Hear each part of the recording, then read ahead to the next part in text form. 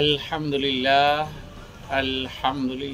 নাহমাদুহু ওয়া নাস্তাঈনুহু ওয়া নাস্তাগফিরুহু ওয়া নু'মিনু বিহি ওয়া নাতাওয়াক্কালু আলাইহি ওয়া নাউযু বিল্লাহি মিন শুরুরি আনফুসিনা ওয়া মিন সাইয়্যাতি আ'মালিনা ওয়া মান ইয়াহদিহিল্লাহু ফালা হাদিয়া লাহু ওয়া নাশহাদু আন লা ইলাহা ইল্লাল্লাহু ওয়া নাশহাদু আন্না মুহাম্মাদান আবদুহু ওয়া রাসূলুহু আম্মা বা'দু ফাখায়রুল হাদিসি কিতাবুল্লাহ ওয়া খায়রুল হাদী হাদী মুহাম্মাদিন সাল্লাল্লাহু আলাইহি ওয়া সাল্লামাল উমুরি বিহিদাসাতিহিম বিদা ওয়া কুল্লু বিদাতিন জালালা ওয়া কুল্লু জালালাতিন ফিন্নার।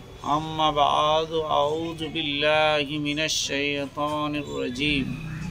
বিসমিল্লাহির রহমানির রহিম। লিইলাফি কুরাইশি ইলাফিহিম রিহলাতাশ শিতা'i ওয়াস সাইফ ফালইয়াবুদু রাব্ব হাযাল বাইত আল্লাযী আত'আমাহুম মিন জু'ইন ওয়া আমানাহুম মিন খাউফ। সাদাকাল্লাহুল আযীম। আপনাদের সামনে ছোট্ট একটা বিষয়টা খুব মূল্যবান, একটু ভাবলে উপভোগ করতে পারবেন। প্রথম সেটা হচ্ছে যে সামান্য একটা প্রাণী, তার নাম হচ্ছে মূষা। এই মূষা একজন বিখ্যাত মানুষ, নাম হচ্ছে নমরুদ। নমরুদের নাম আপনারা শুনেছেন অনেকভাবে।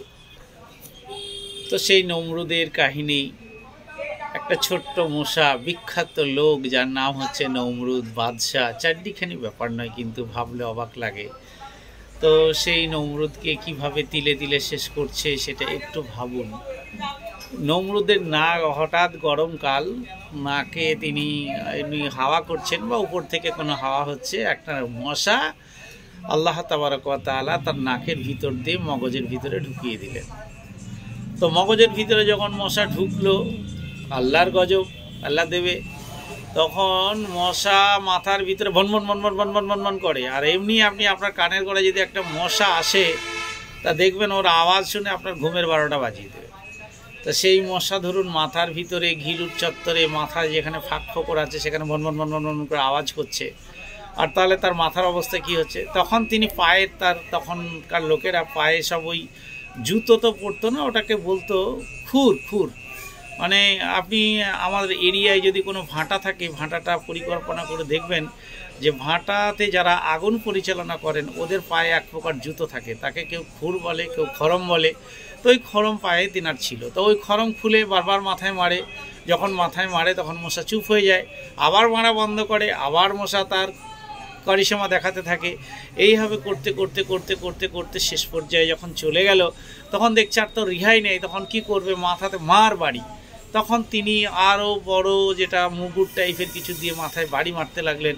এমনভাবে বাড়ি মারলেন জীবনকারের মতো। দুনিয়া থেকে একটা ছোট্ট মশা তার মাথায় ঢুকে তার জীবনকে নিয়ে পেলিয়ে চলে গেল।